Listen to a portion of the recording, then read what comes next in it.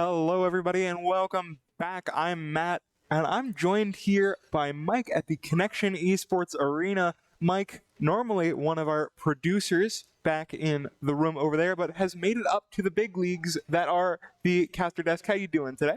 You know, I gotta say, as what I like to call a broadcast gremlin, it's weird to actually be outside, but it's not weird to be in-game right now. We have a Bayonetta.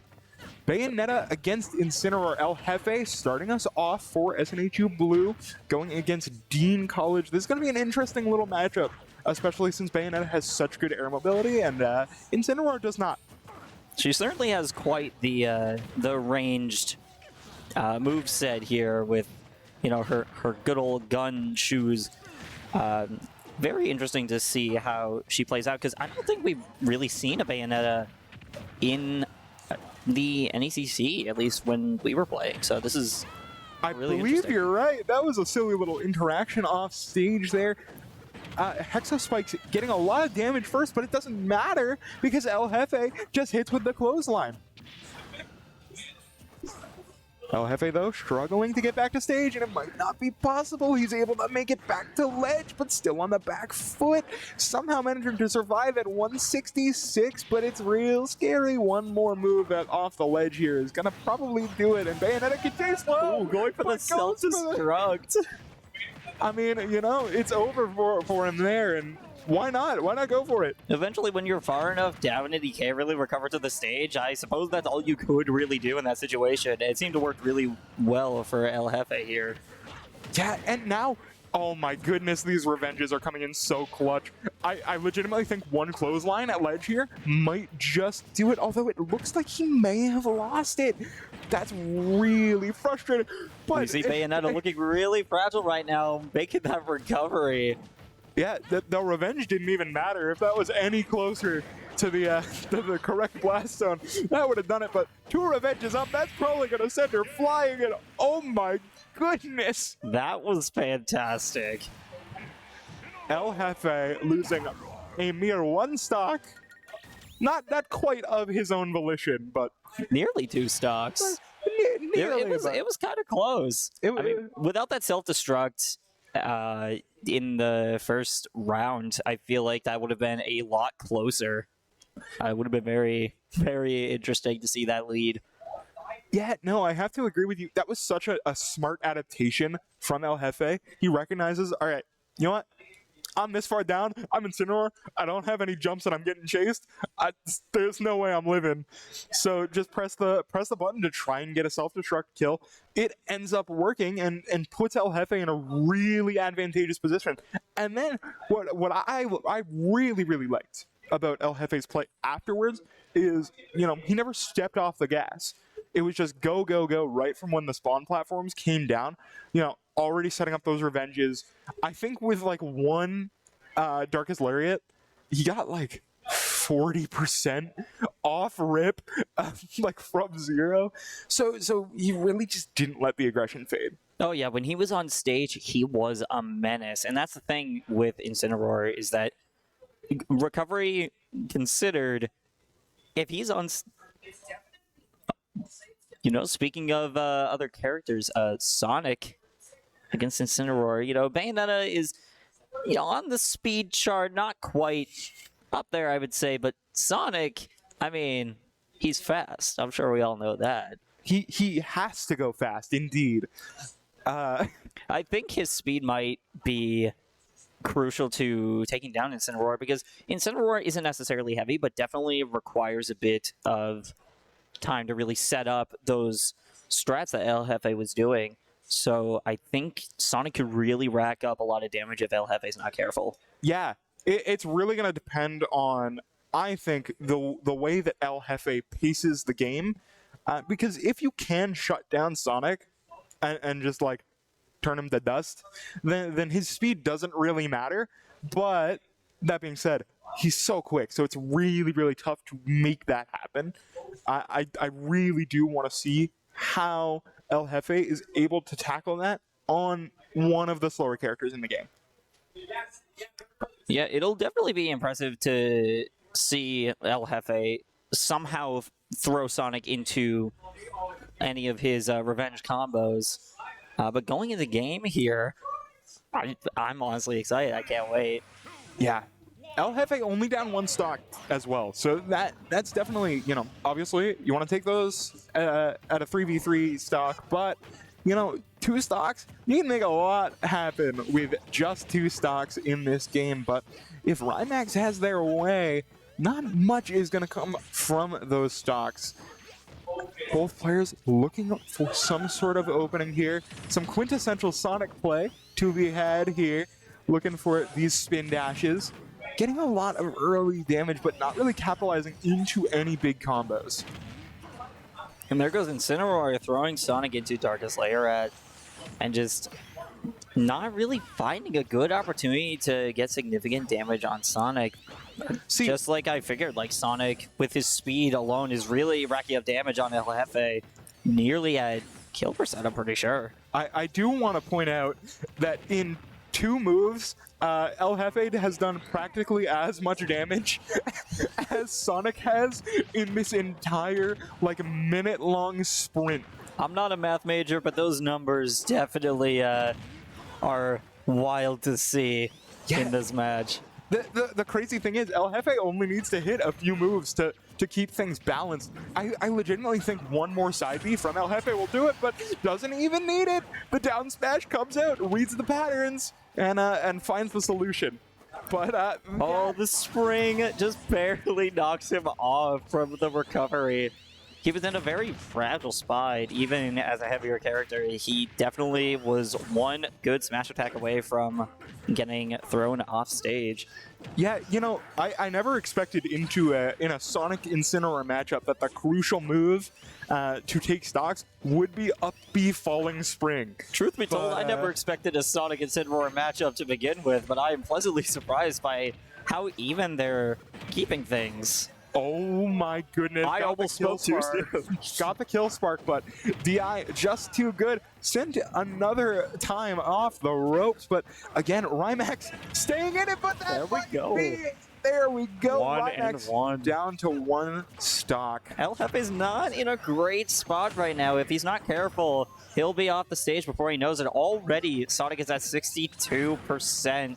They're trading, and this is a nail biter, folks. I mean, you said that El Jefe was not in a great spot, and he wasn't until he hit a revenge back air combo, did 40 damage, and kept piling on the numbers. One or two more good ones, probably from either side, is gonna do it. But that revenge makes him so scary. Excellent counter right there from El Jefe, and that's unfortunate. Just a light aerial knocked out Incineroar. It looked to me like El Jefe got caught on the ledge of the platform that he was stuck on, and then just couldn't get off in time for that back air to come out.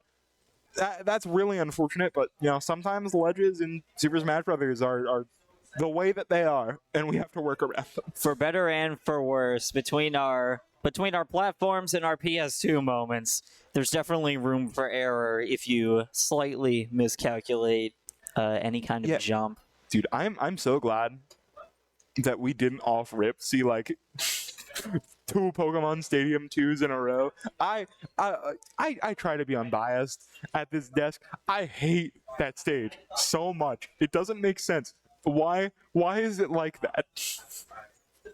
That's an excellent question. I mean, I feel like you have more of a knowledge on game design than I do. I can communicate how well the Pokemon Stadium 2 stage is with really messing up strats, and especially with recoveries.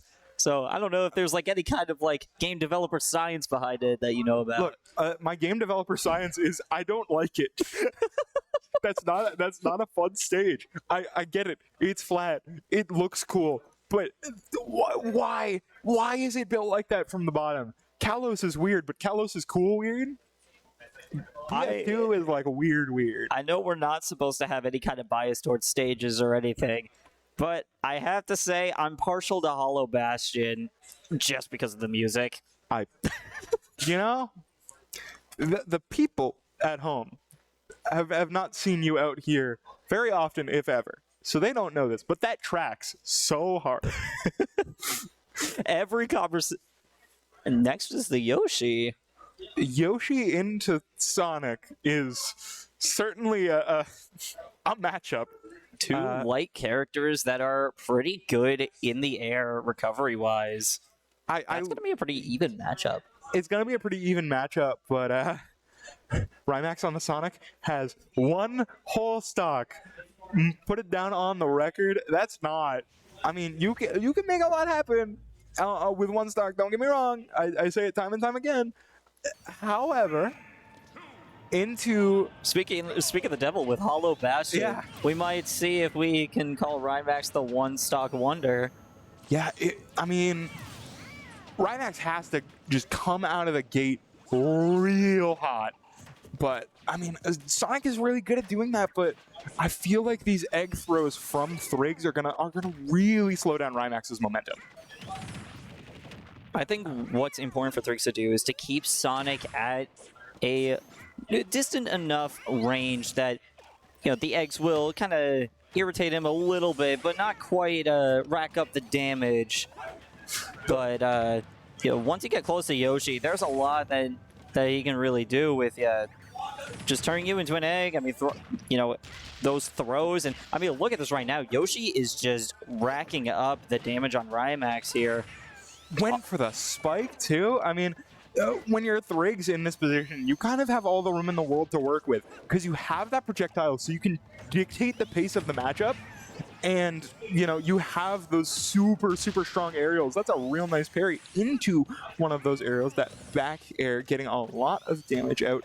Thrigs at 91, but Rymax at 82 doesn't really bode well. Nice shield on that platform. The egg for a egg lay comes out. No follow-up really, but again, Thrigs is just all over him. The spike comes through.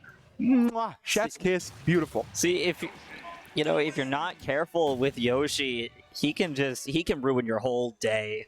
And I think that's what we saw right here. I'm sure if it was 3v3 stock-wise, it definitely would have turned out a lot more different. But, you know, that Sonic definitely stayed around for a while. You know, the thing with Sonic is that he is fast. He has the speed to work for him. But he doesn't have any kind of like projectile advantage or long distance. So you really have to be in close quarters when you're playing as Sonic. Otherwise, you don't really have much else you can do. Yeah, because like the thing with Sonic is he has the tools to get in because he's so fast. He has those multi-hit spin dashes, which are really annoying to play into, and those combo into his aerials. That being said, if you just get hit with an egg throw every single time you try to charge up a spin dash, what do? You cry a little bit on the inside, and you try for something, and you get caught by a grab, sent off stage, and spiked down to the bottom blast zone. So, that said, it is worth considering that Sonic does have the spring, his recovery spring, to work for him. But here we have the Ike, which is kind of like night and day compared to Sonic, moveset-wise.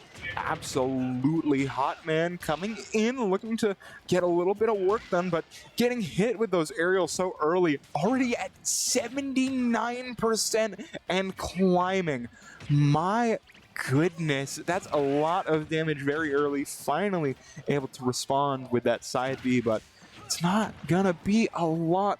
Hotman has to get back to center stage here and get something cooking, because as of right now, it's not looking good. Oh my goodness! Down spike. The spike off of the egg throw on the ledge. I don't think I've ever seen that, but it's beautiful. See, the thing with Ike is that he's a powerhouse, but Yoshi here is more of a glass cannon, where Yoshi can really dish out damage very quickly. But if Ike has you in an ideal spot, you know, there goes your percent, but there goes Ike, already down to one stock. That got a stock. I don't know what happened. I'm flabbergasted. Straight up bamboozled, I might say. Legitimately. And if you're Hotman, what do you do? How do you deal with these aerials? I don't know what you do. I mean, yeah, just like Incineroar, I mean, the recovery leaves a bit to be desired in terms of actually being used as a recovery. Like, if you're trying to get back on stage using Ike's recovery, it's going to be real tough for you. But if that does land as an attack, kiss your percent goodbye. Like, you are gone. Absolutely, but Hotman really hasn't been able to get in and find those opportunities. Thrigs being so slippery and using the aerial game to his advantage. And I'm very shocked there was no punish there. Great spot dodge from Hotman, but sitting at 74% on your last stock.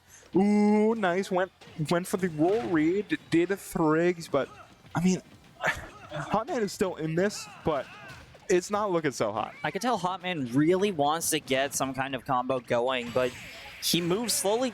It rolls into the up smash on platform. I mean, that was not a Pokemon Stadium 2 moment, but I'm going to blame Pokemon Stadium 2 anyway. Those platforms were just perfectly spaced to...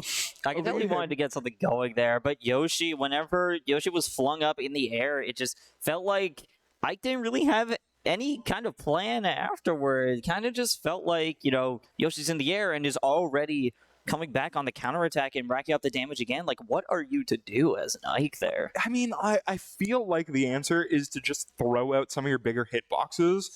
That Ike Nair has basically a circle around him that might have been able to disrupt some of those aerials from Yoshi, but we do have a Bowser coming in next game. That's going to be a bit of a change of pace against this Ike. Another heavy character, but definitely uses that weight in a different way.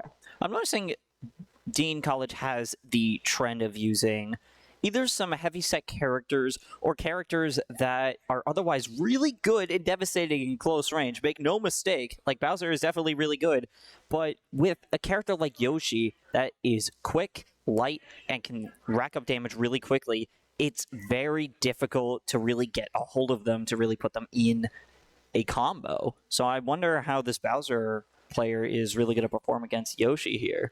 Yeah, I mean, I definitely think that this Bowser is really going to struggle against those aerials because, again, how do you respond? Bowser doesn't have those big hitboxes of Ike. He has a couple of solid ones, but they come out a little slower. They're not as good. I mean, he does have a better recovery, though. He does. Up B out of shield. We talk about it all the time. It's a great option to try and get some pressure off. I expect to see that quite a lot, but I mean, Kiri coming in has a bit of a monumental task. Dean College already down to their last 3 stocks. It's really going to take a miracle for Dean to really make any headway here against SNHU Blue here. Although there is a bit of hope. We see the Bowser able to really get a hold of Yoshi here with the up special on the stage. That's a quick way to get some damage, but Yoshi is just going for the rapid damage technique. Yeah, and I mean it's about even right now, but I still think even favors Thrigs just because Yoshi is so slippery. You know what I mean? Oh yeah. Yoshi is just all over the place. If you don't have a hold on him, like if you don't even grab Yoshi, just like that, it's over. Got a little too overconfident, went for that down B onto stage, doesn't get the ledge, and gets punished for it. And again, I mean, it feels like Thrigs, even when he's getting hit, is still in the driver's seat, constantly getting these punishes, setting up for these aerials, and that's just unfortunate. Kiri not being able to see where the stage was. Down B's, that sends you way, way down, and onto his last stock. That's not how you want that one to go. That's really unfortunate that like downward aerial just not working out for Bowser, because that can be really devastating if you're hit by that, especially if you're Yoshi at over 100%. You really have to be careful. At nearly 150%, or at 150%, Yoshi, like I said, is quite the glass cannon right now. Thrigs has to be careful or something like that's going to happen. I'm going to be honest, 158 is like the 3rd highest I think I've ever seen a Yoshi get. The other 2 were at Granite State Grind this past Sunday, so all the VODs are up on our channel. But that's a shame. That shameless plug aside, Kiri finally getting some headway here, but Thrigs has 2 stocks left and is sitting pretty at 52%. That parry, just for style. Great air dodge to get out of that spike, but Thrigs is really trying to make that down spike work out for him. See him probably going to go for it again, and the side smash finishes off Dean College for this round. Yeah, I mean, not to sound like a broken record, I feel like I say this every week, but Dean College has to make some adjustments. Their characters just, again, make no mistake, they do have some interesting picks, but with Yoshi, you really got to be careful with the characters that take a bit longer to really, prepare their combos. Like, again, like I was saying with the Ike, kind of a heavier character, is a powerhouse if utilized against the right opponent. But for Yoshi, Yoshi is very slippery and can really escape from you quickly if you're not careful. Yeah, I mean, I don't want to like put any game down to just like, oh, Thrigs picked Yoshi, it's over. Oh, sure. Because it's not. Right. But I don't know if Dean College were expecting that Yoshi to come out and work so well. I feel like, maybe that didn't show up in their scouting. I know Thrigs has been playing a lot of different stuff recently, but I don't know. Some adjustments need to be made on their end, but on our end, we seem to be adjusting to Steven, going in with the Mario. A pretty all-rounder of a character. Not too, kind of just well-rounded is what I'm saying. I mean, he's Mario. He's the guy. He's the wahoo kind of guy, He's the guy that does the things and does them good, and the things he does are pretty basic. But he's the jump man. Yeah, indeed he is. I'm gonna give Steven the positivity buff right to start. When he walked by our desk, 2 big thumbs up and a picture-perfect smile. You could tell he's ready to just play this. Whether we win or lose, he's here to have fun. He's here for the good times, as are we. See, he's here to have fun, but when Steven has fun, stocks get lost, and they're not from SNHU's side. Historically speaking, I don't know if they're going to be expecting that Mario now, because that Yoshi worked so well. You only saw 2 people for SNHU. If you're Dean, you're kind of stuck up a creek without a paddle, proverbially speaking, if only because you have such little information as to what SNHU is going to do to start here. Now, let me tell you, from the producer side, when you see Steven come in, you know exactly what you're in for. The boss music starts. The boss music does start. We basically have our own OST in the production room.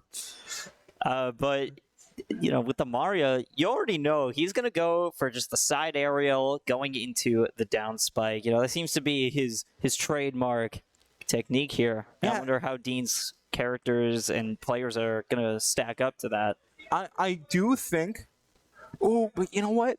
I don't think Fireball is as good as Egg Throw, but that being said, it's still a projectile, and a lot of Dean College's characters have lacked any sort of response to a projectile like that. It is much easier to aim Yoshi's projectile as opposed to Mario's Fireball, because it's a very static, very linear pattern with the Fireball, but with the Egg, that can go a variety of distances, and you can be quite a zoner with a Yoshi, provided you can aim your eggs really well. But Mario's Fireball leaves a bit to be desired in that. It leaves a bit to be desired, but I think it's still going to be enough to really allow Steven the edge in the neutral. Let him be the one to get in on whoever Dean College throws out, instead of him being the one on the back foot at the start of every fight. You know what I mean? I really just... I need to see Dean pull something out of their sleeve to deal with these projectiles. Because if they don't have that, it's going to be an uphill battle, for sure. Yeah, and given what we've seen so far from Dean, I find their character choice to be very... let's just say projectiles seem like not an afterthought, but not quite considered. Yeah, it's definitely a blind spot. I mean, although with Mario's Fireball, there's a trade-off to be made with Bowser's Fire. Yeah, I'm sure Dean could pull something off with that. That's a pretty okay zoning move. Yeah, I really just who Dean sends in first, I think is really gonna show where their heads at. You know what they're expecting, and more importantly, it's gonna set the tone for the rest of this game. You know, SNHU, they only need to win one more game, and this match is done. They're dusting their hands off, and they're done for the week. You know, they do their practices, but as far as games go, it's honest work. it is honest work, and they tend to do a lot of work when they're back in the production room. But we are going into game here, and they're again sending out this Bayonetta. I'm interested to see. This is a matchup that we definitely have not seen previously. I want to see how Hexospikes deals with this Mario, especially on a stage that may lend itself to some ladder combos. Could be interesting to see. We could see Steven going for the aerial moves, but Bayonetta's really able to get up close and personal. Bayonetta also really has the benefit of being somewhat of a zoner with her blasting abilities. Although Mario seems to be really taking note of that and is still going for the aerial. They seem to be trading off pretty evenly, all things considered. Yeah, Steven is really doing a great job at dodging and weaving through a lot of these attacks. Hexospike's throwing out the neutral B just to put a little pressure on, get Steven on the back foot. Now, getting a little bit more control here, but at this percent, Steven only needs one more ladder combo, I think, for it to matter, but the DI not good enough, and Steven loses a stock. That is a rare first blood against Steven. We don't see that very often, but that up smash puts Hexospikes in a very vulnerable position. I have a feeling Steven is somewhat due to really even the score here. Bayonetta's really in a very vulnerable position right now, being over 100%. And, Steven's really starting to, pick up what Bayonetta's putting down, although he's still taking quite a bit of damage. Seems like he's really trying to go for, looking for the perfect window. And there it is. The star KO. Steven taking 54%, not a great number, but definitely workable for Steven. And now you're really looking to get the momentum. It looks like Steven is favoring these fireballs quite a bit more this stock, just to try and get a little bit of an easier time getting in. And oh no, we're set up on the ledge. You know what that means. And Hexospikes also able to get back to stage very, very quickly. Nice play from Hexospikes to be able to avoid that spike that has fallen so many other competitors, but this may be a bit of a tough task, but somehow Hexospikes is able to make it back to stage safely.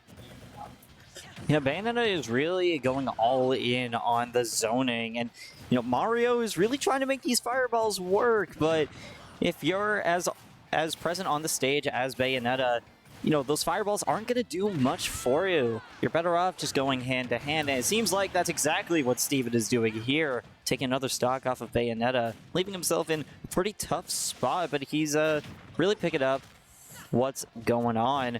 But Bayonetta is really trying to make sure that she doesn't get caught in those ladder combos. Yeah, I mean, Steven's playing so much more patient now. A lot of the aggression slowing down. Obviously, I expect to see that pick up now that Steven is on this last stock. Now that he doesn't have to play around such a high percentage number, but again, Hexospikes not laying off the gas this time, being the aggressor in the exchange. But again, no real big opportunities are being found from either player. These up smashes from Steven have been really, really clutch. So I'm expecting, I'm expecting Steven to play a lot more around the spacing of these side Bs. I am noticing Bayonetta really making use of mobility here, especially when being thrown off stage. Able to recover really well compared to her first appearance in Smash 4. I remember her recovery not being too stellar. And unfortunately, she did not survive this match. Yeah, unfortunately, recovery is not super armor. So, Steven sending out just letting a forward smash rip, and it does the job. Secures that last stock for SNHU, and now Dean College sending their next one up to the plate. the nice thing is they only have to take one stock. The downside to that is one Steven stock. Quite ferocious by nature. Although I do think that, there is potential to knock Mario down, especially because they seem to specialize in heavy-set characters, with the exception of Bayonetta. They do have the capacity to really, rock the battlefield, so to speak. But at the same time, I feel like heavier characters are more vulnerable to those ladder combos. However, We just heard of a Joker? that is not a heavy character.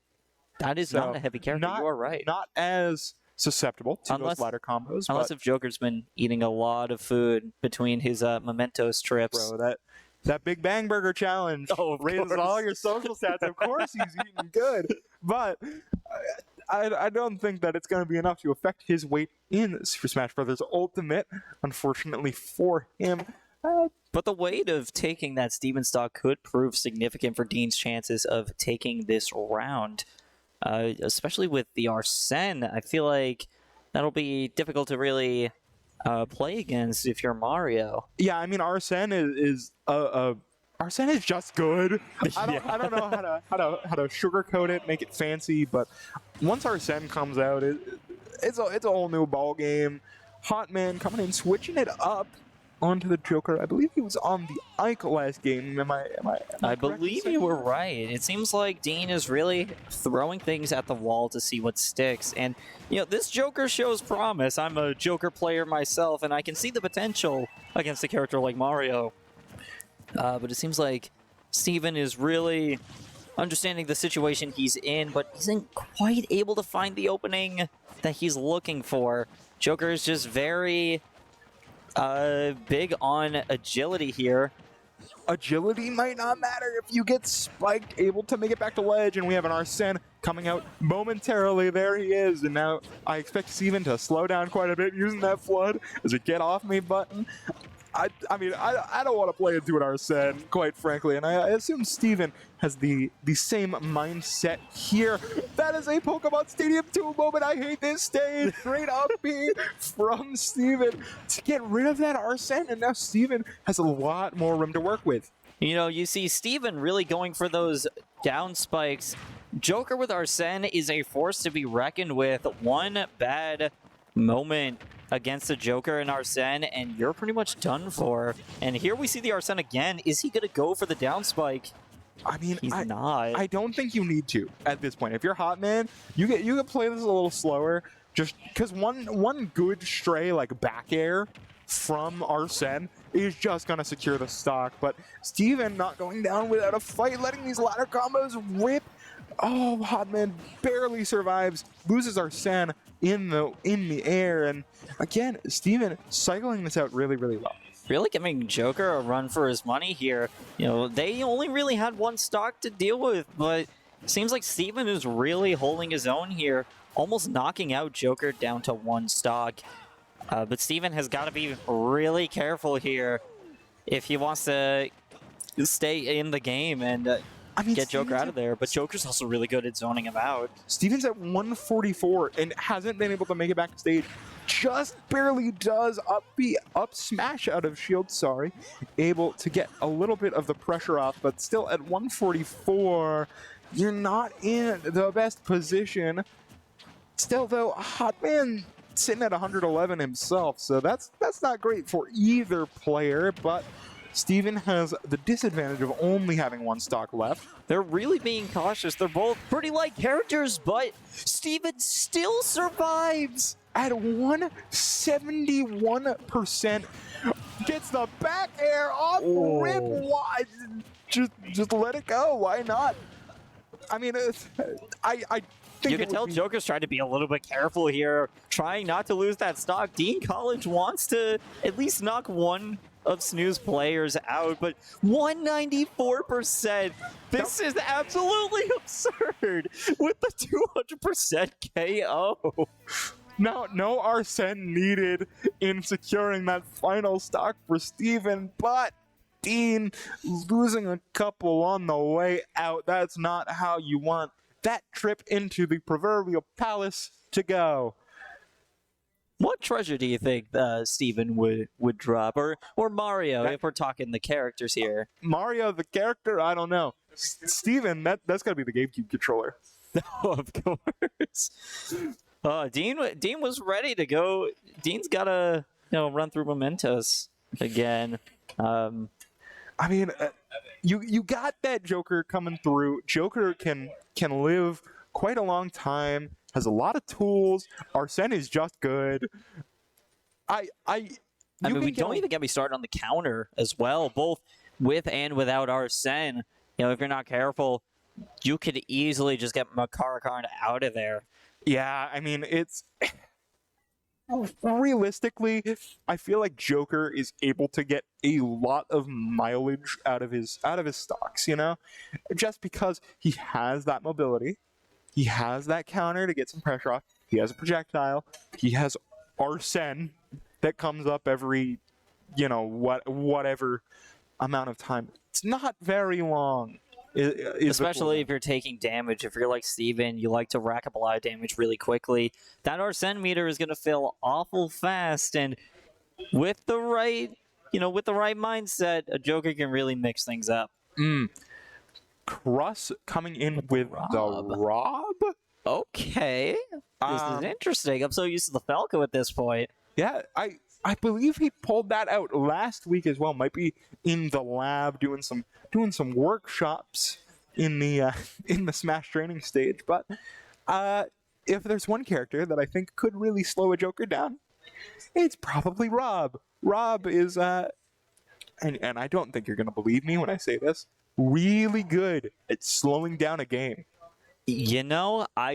I'm inclined to believe you. I mean, I'm only the guy that produced a lot of the Smash streams, so I've seen some pretty good Rob gameplay firsthand. And like we're about to see here, I'm interested to see how Rob is really going to stack up to this Joker here. I mean, you just got to be so careful if you're Hotman into that gyro. That gyro is going to just immediately put so much pressure on the field. At any point, Arsene or no, you got to play around that really well. But no sense of keeping distance from your opponent. Joker is really in a tough spot, especially when Rob has the benefit of the gyro and just really good close-up attack power. He can be a real powerhouse if you're not careful. We already see Joker at 65%. Even with the Arsene, he's really having a rough time here. Had a good couple of moments at the start there, just taking the gyro. But then, Kruss is able to hit one gyro and rack up 40%. Just immediately. That's the tough part against playing into a Rob. No matter what you do, no matter how good you play, if you get hit once by that gyro, you're already in such a disadvantageous position. It also goes to show the importance of projectiles and how they can really turn the tide if you're not careful of all your surroundings. That side B is just going to do it. I mean, Rob is just a good balance of zoning out your opponent, but also if they get too close to you, you can really rough them up. Yeah, I mean, Rob has a lot of tools. I don't think that's going to come as a surprise. Gyro, probably one of the better projectile type moves in the game. Of course, not truly a projectile because technically it's an item. Actually, yeah, the gyromite is an item. It came with the Rob back in 1983. But Seeing the Sonic come back into Rob, I think that might be a really good play.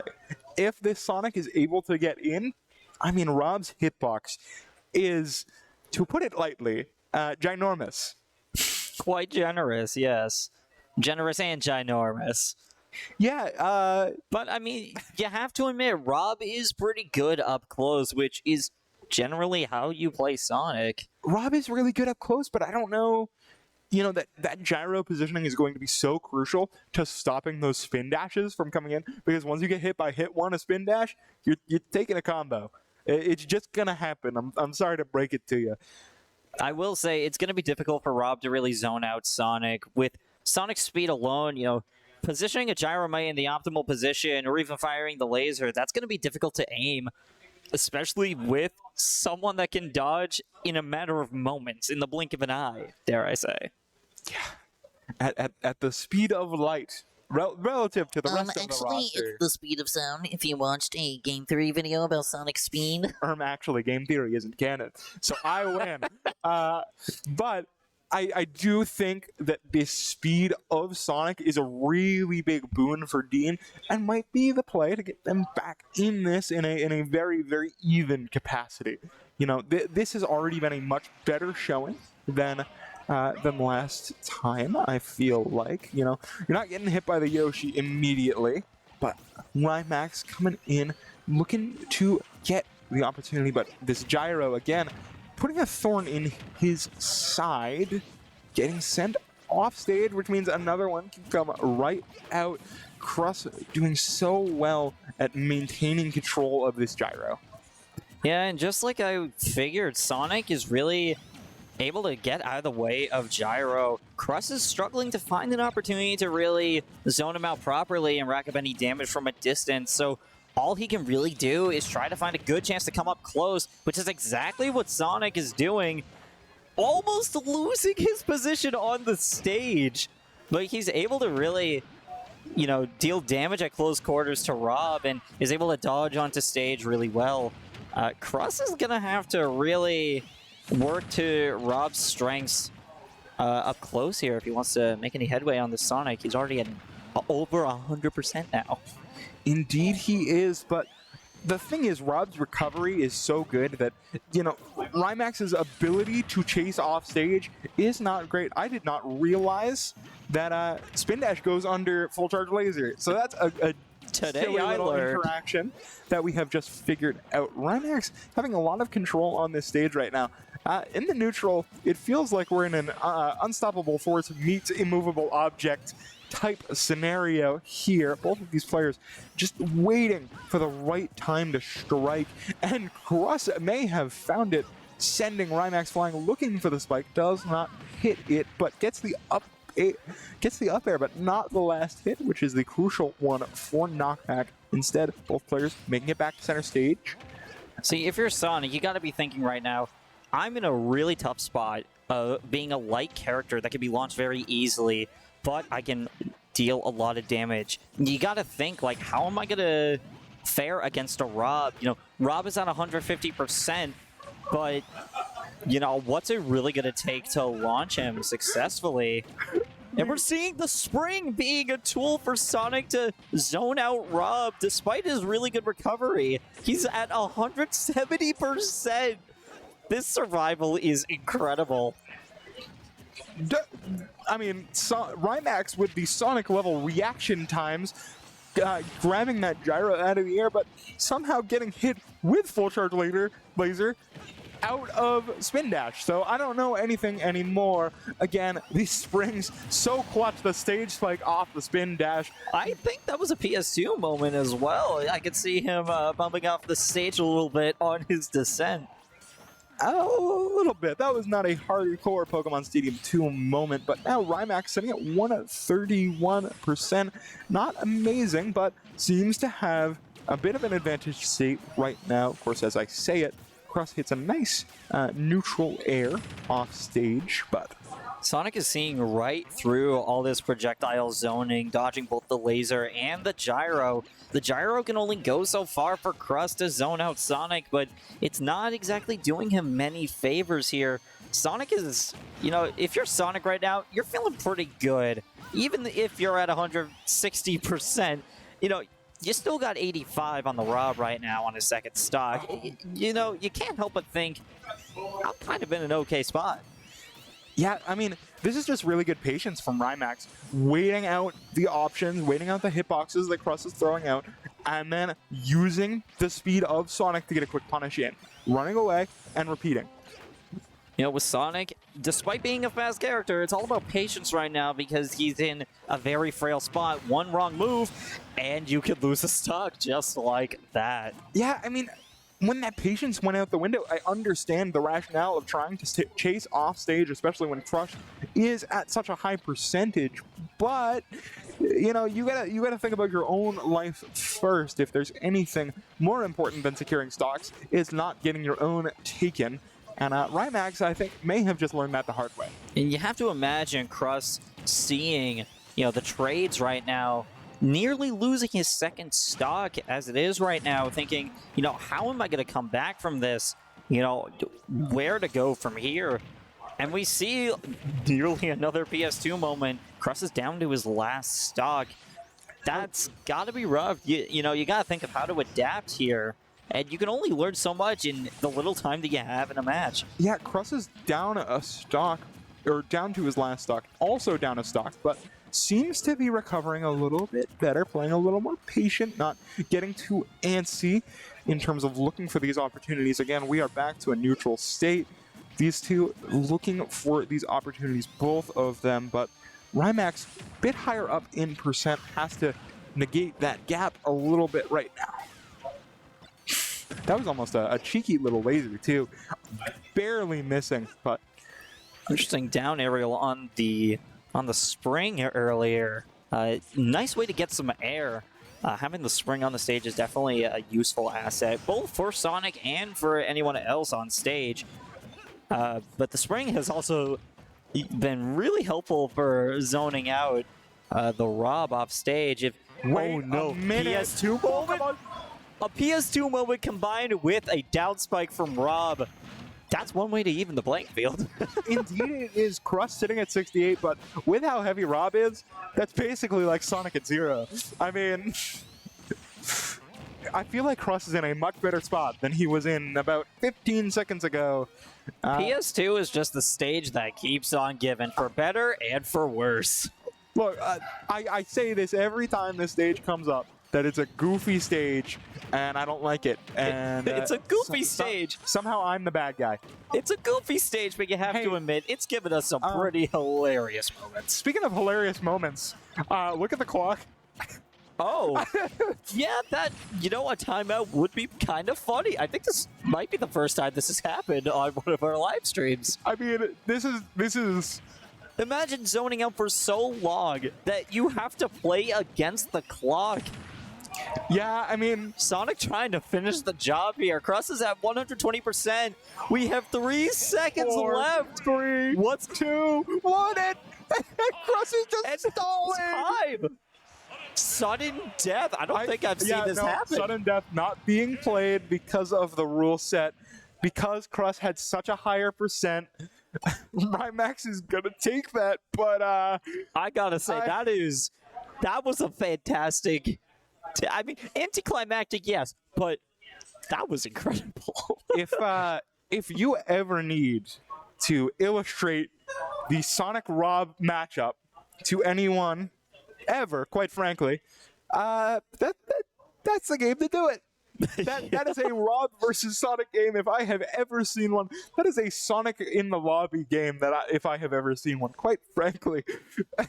Man, what Sonic game was that, and where do I buy it? It's probably better than Forces. I can tell you that right now. The bar for that is on the floor, my friend. I mean, somehow, some way, Sega still sometimes finds a way to trip over said bar, but Rymax not doing so, able to clutch it out, exit that matchup with a stock remaining. This might be the start of a big comeback for Dean. The potential is definitely there. We've seen that they can hold their own given the right matchups, to really play to their strengths. They really understand better where their strengths lie, but SNHU is still a force to be reckoned with, and to play against the Rob, I mean, that's going to be difficult. I mean, yeah, you know what the funny thing is too? No one in SNHU Blue, as far as I know, unless they have some silly little pocket picks that they just haven't told us about, everyone else plays characters that are so not like Rob.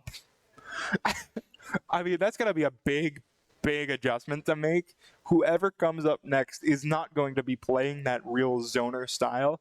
They're going to want to take those engagements really, really quickly, rack up percent and just secure that stock before Rymax is able to get any work done. Yeah, we've really seen just an unstoppable force meets an immovable object, especially in that last matchup. You gotta wonder, between the heavies and whoever we're bringing out, like it's really anyone's game. Both teams are. If I were either SNHU or Dean College, I'd be scratching my head like, where do we go from here? Yeah, I feel like we both just like everyone involved with this lobby. I feel like just we all collectively aged a few years. I mean, it's like in SpongeBob when he goes into the cave and then he leaves and then Bikini Bottom is all covered in sand. I'm gonna leave this facility, the Connection Esports Arena, and I'm gonna walk out, and it's gonna be just like dust and snow and everything's gone. SNHU, that school's been closed for hundreds of years. Yeah, we are the last remaining bastions of the Southern New Hampshire University legacy after that match. But who knows? Maybe I'm wrong, and time still flows normally, even when you're up against the Sonic. Hopefully, time flows in our favor, and we don't have to, battle against the clock again. I'm sorry, I can't get over that. I'm going to be thinking about that all night. I legitimately think that I have maybe seen one other timeout in our collegiate Smash program. I mean, I'm sure there are plenty others across the whole of collegiate Super Smash Brothers. However, I don't know if I've seen that in a very long time. It's definitely a rare sight to see. So if this is your first time tuning. Okay, so it looks like the Sonic is staying in the game, and I see Insignia walking in. He's been watching all of this. You gotta wonder what's going through his head. First the Sonic, but then what next? Yeah. And I wonder, is he gonna bring out the corn for this? I'm curious. I don't know. I think Bowser might be a little tough, but it's Insignia Bowser. It's Insignia Bowser. I mean, need we say more? Insignia Bowser good. 3 words sum up the state of this game, and I think Insignia is leaning towards this Bowser just because it was played a lot on Sunday in Granite State. I'm probably pretty warm on that Bowser, but we've seen some surprises tonight alone, but also just in general. You never know. For all we know, Insignia could be an Olimar main, and we just would never know. I don't think I've ever seen an Olimar in Collegiate Smash, so that would be another first for me. I mean, the game's been out for 5 years now, and we're still discovering things about Smash. Has it only been 5 years? December 7th, 2018. I feel like it's been around longer than that. Here at SNHU Esports, we are old. I mean, don't say that. We are the age of dirt. You're old. We all aged a little bit. The Bowser comes through. We're heading into game. Dean College. Rymax sitting on 1 stock remaining, and into a Bowser. That stock might not last too long, quite frankly. Sonic can move fast, but I think his percent is going to be going up even faster. This is going to be interesting to say the least. Because the Sonic really trying to find an opening to go for Insignia, but Insignia is just not... Insignia's not scared. He fears no man or hedgehog. He is already racking up tons of damage on the Sonic. He is ready. I mean, come on. I absolutely thought Insignia was going to chase there, but instead opting for the neutral B. That down air almost spikes him off the top, and the back air from stage right, sending all the way to the left blast zone. I don't know if anyone's been keeping track, but I think that was roughly 15 seconds. That was, quite frankly, the absolute polar opposite of last match. Instead of racing against the clock, the clock was racing again. There's an expression that can be made there. There sure is, but we're not finding it. Quite frankly, the clock is never really an aspect of this game that we pay attention to. I believe that pause in between, the timeout and Insignia coming in was probably due to a rulebook check as well as a what are we doing. But I'll tell you what they're doing. A Bowser Ditto. The Clash of the Titans. We have seen many things so far tonight. A Bowser Ditto is apparently going to be one of them. Yes. If you told me today that I would be seeing a Bowser Ditto, I probably would have believed you. But a Bowser Ditto after a timeout. Tonight has just been a night of many firsts. Yeah. Welcome to the caster desk, Mike. Now cast a Sonic Rob game where they're both sitting in neutral for 20 minutes. I swear this is going the way it is because I just happen to be sitting here. I mean, I wouldn't disagree with you. Kiri coming in on the Bowser, both players ready to go. 3 stocks to 3 stocks in this lobby. Of course, SNHU Blue has another player in the dugout, so to speak, but Insignia trying to make sure that they don't have to leave their seats right now. Kiri sitting at 92% and climbing. My goodness, that's a lot of damage. Clash of the Titans, but right now it seems kind of one-sided with Insignia already racking up 140% on Kiri here. That's it's absurd, frankly. I mean, that already down 1 stock from Dean College. If you're Dean College right now, you have to be, in a bit of a panic here.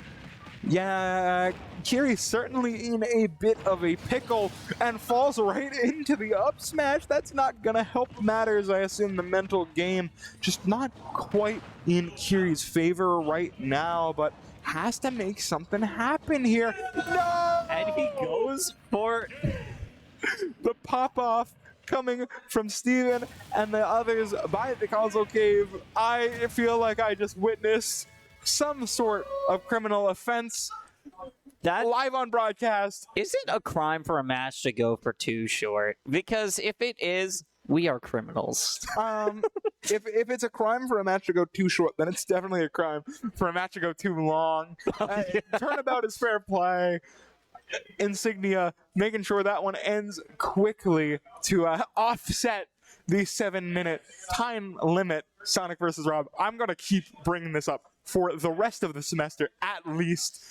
Maybe at the next GSG, perhaps. At the next GSG already has been announced. Start.gg page is already up. Check our Discord. And just out of curiosity, what day is that GSG?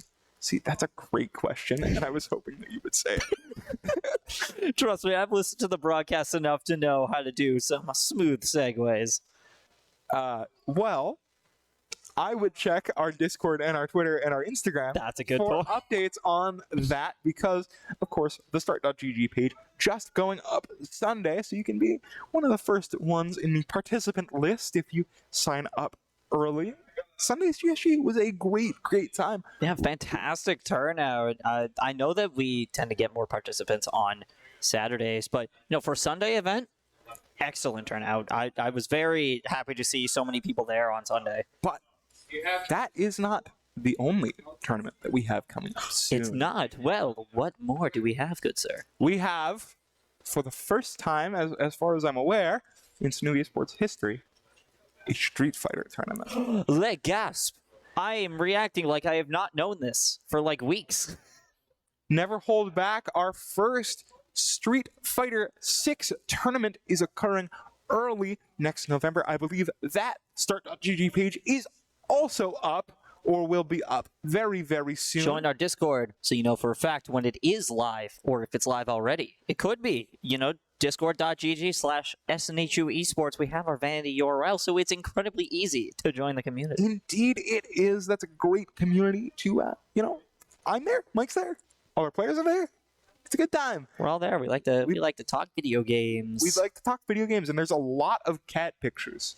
That is true. There's every quite a once in few a cat while. pictures. But that being said, Discord, Twitter, Instagram, our TikTok may be getting some content this semester. It exists. Definitely It does follow exist. Follow all of those platforms so that you don't miss a thing. Tomorrow is Wednesday, and that means that. League of Legends.